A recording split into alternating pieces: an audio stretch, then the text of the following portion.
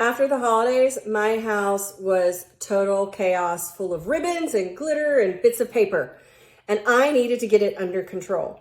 My name's Marquette Marshredham, and I'm one of the owners of the Homesville Realty Group at Compass here in Austin, and I want to share with you 4 quick tips that over time I've developed and used. Nothing new or original, but they do work for us, and hopefully they'll work for you when it comes to organizing your pantries and your closets.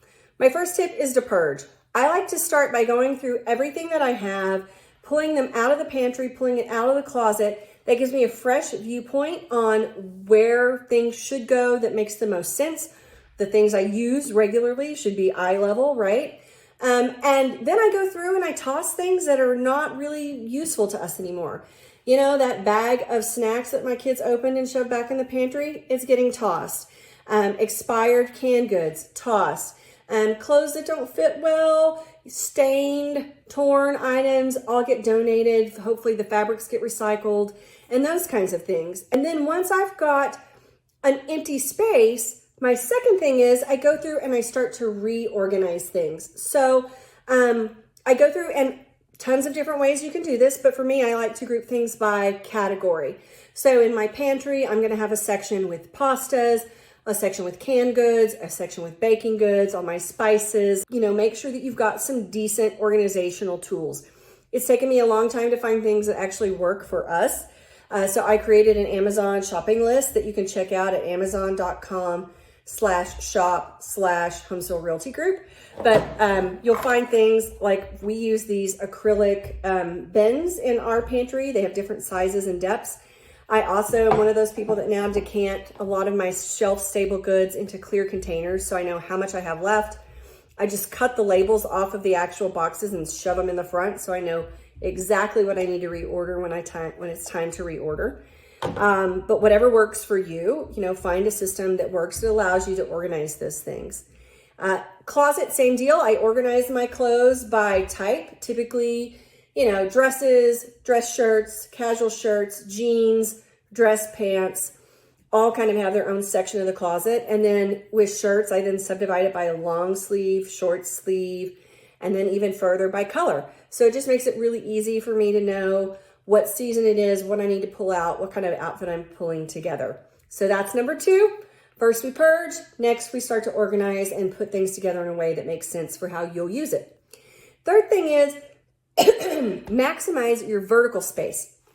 My pantry is one of those small kind of walk-in closet pantries. And we end up with, you know, like 6 inches of empty space inevitably at the top of every shelf. So vertical space is really key. That's one of the reasons I opted to go to these canisters, because they stack. I can do different heights and they stack nicely and fill the space nicely. You also can use shelf extenders. I had these muffin tins that were causing total problems in my baking cupboard. So I added one of these hanging little shelf units, and that's where the muffin tins live.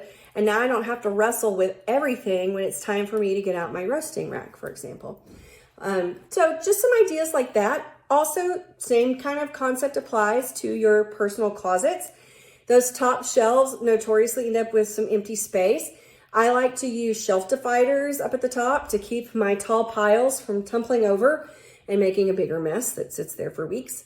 I also put hooks everywhere. I actually use decorative cabinet knobs that I pick up at Michael's or Hobby Lobby, and I screw them into the studs of the closet and the walls. I hang scarves, jewelry, outfits that I'm trying to plan, get hung up there. So those are some of the things that I use to maximize the vertical space, but really, any space you have is valuable space, so figure out how you can use it to its best ability that meets your personal needs.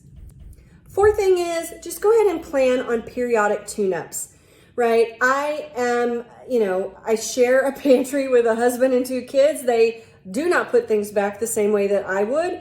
And so, you know, over time, it just gets more and more disorganized. And my closet too, I'll have a busy season of life where I'm not able to put things away after every load of laundry like I really should. And so the piles accumulate on my chair, and that's just me. I know that about myself. So I plan every couple of months to spend a couple of hours putting things where they go. Once you though have a pretty decent organization scheme of where things should go, it's easy to figure out and easier to sort of keep that maintenance in place. Those are 4 things that I do to help bring some order back to our closets and pantry. I hope they're helpful to you. If you want to check out some of the tools that we use in our personal house, head over to amazon.com/shop/Homesville Realty Group, or for more tips, subscribe to our channel below.